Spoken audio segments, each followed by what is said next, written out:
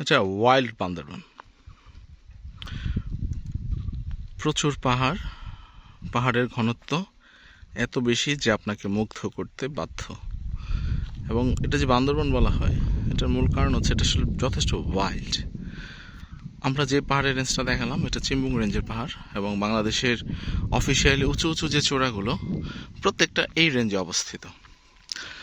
আর আমরা এখন যেখানে অবস্থান করছি থানচি শহরের অদূরে একটা উঁচু পাহাড়ে অবস্থান করছে।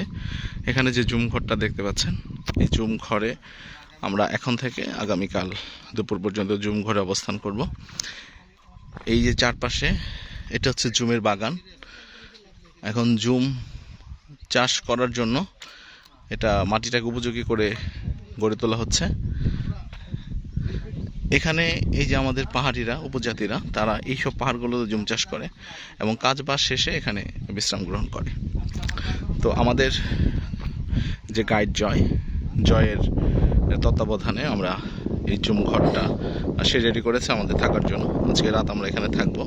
এখানে রান্নাবান্না হবে, খাওয়া দাওয়া হবে। এখানে দুইটা প্রবলেম আছে। এখানে আসলে স্যানিটেশন একটা সমস্যা আছে, পাশাপাশি ড্রিঙ্কিং ওয়াটার সোর্সের প্রবলেম আছে, এবং ওয়াটার সোর্সেরই সমস্যা আছে। এখানে পর্যাপ্ত পানি নেই, আর স্যানিটেশনের প্রবলেম রয়েছে। তো এছাড়া মোটামুটি প্রাকৃতিক পরিবেশ খুব চমৎকার। আমাদের যে টিম, আমরা টিমের 6 জন এখানে এসেছিলাম। গতকালকে রাতে আমরা থানচিকোটে অবস্থান করেছি, আজকে জুম ঘরটাতে অবস্থান করব। তো এই হচ্ছে মোটামুটি জুম ঘরের আপডেট। আপনারা জুম ঘর দেখে রাখেন। পাশাপাশি এই যে পাহাড়ের চূড়োয় এই যে ছোট ছোট যে ঘরগুলো দেখা যাচ্ছে, এগুলোই কিন্তু জুম ঘর, এবং প্রত্যেকটা পাহাড়ে প্রচুর জুম ঘর আছে।